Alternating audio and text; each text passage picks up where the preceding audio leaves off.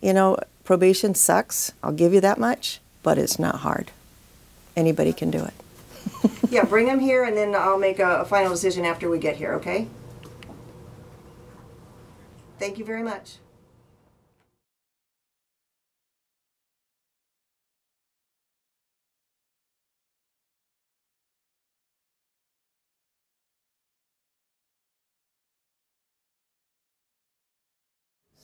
I have two missions, and they're pretty much equally important. One is public safety, the law enforcement side, make sure that public safety is preserved and reasonably assured.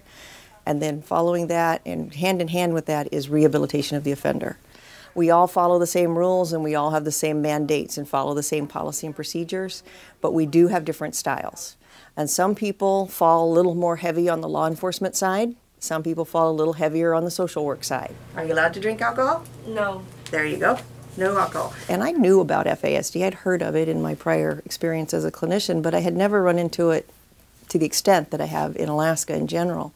To some degree, I get a lot of help with the treatment providers to talk their language and be able to help folks afflicted with some form of FASD to work around conditions that just seem at first so overwhelming. When you see these pages and pages of rules, don't get overwhelmed and go, holy crap, who could follow this many rules, right? For everything from the way I give directives, the way I explain probation conditions, the types of forms that I use, the variety of ways I use different forms to say the same thing depending on the offender's level of impairment, because FASD is a spectrum disorder. It can be minimal to extremely severe. The 4th degree would be a misdemeanor, so it must be the 2nd degree that you're on probation for. I believe so. And what was it that you stole? A gun. A gun, that's right, a pistol. I got drunk and stole a pistol, not knowing what I was doing till the next morning I woke up. The girl who robbed the store. I took a test in Fairbanks, and then it came out that I was FAS. So it's kind of hard for me to work with all this by myself. I'm glad she's helping me in Native Village of Barrow. I believe it makes me harder to do a lot of paperwork and remembering things. I mean, 23 years later, I found out. It's kind of sad to hear that. This thing you did, this theft crime that you committed, is not who you really are. That's not something you're ever going to do again. That's not the whole person that you really are, right? There's way more to you than that. There's a whole good citizen right here in front of me. I don't have a number for you. I couldn't give you an exact number, but I can look at the wall and easily, with confidence, say over half.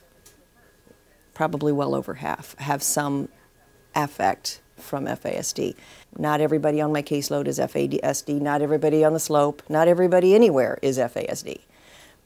But unfortunately, those who commit felonies, of those who end up committing felonies, the majority do end up having some level of either cognitive impairment or some affect from FASD type issues. Nothing that goes boom or bang while you're on probation, period. Okay.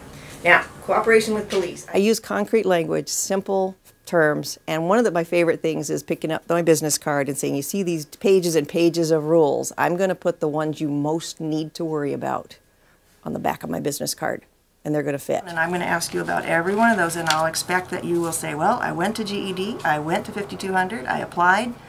I have a really busy schedule. I go to parenting classes, domestic violence classes.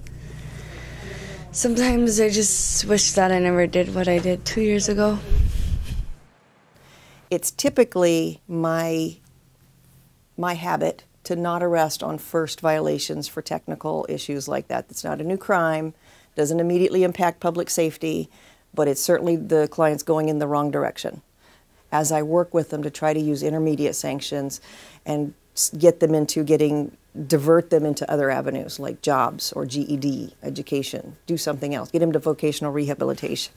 It really varies, but I think overall I have probably a higher success rate than most, and maybe part of that's due to the extra time and effort I do put into the clients with some disabilities, that extra experience that I have and my ability to work with them.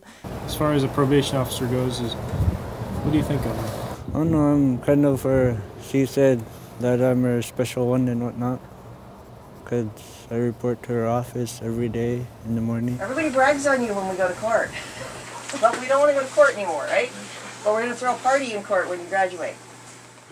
I genuinely care about these people. I genuinely care. I also, when I look at these people, I don't just look at these offenders. I look at potential victims, future victims. If I'm not successful helping this person rehabilitate, there's possibly a future victim out there.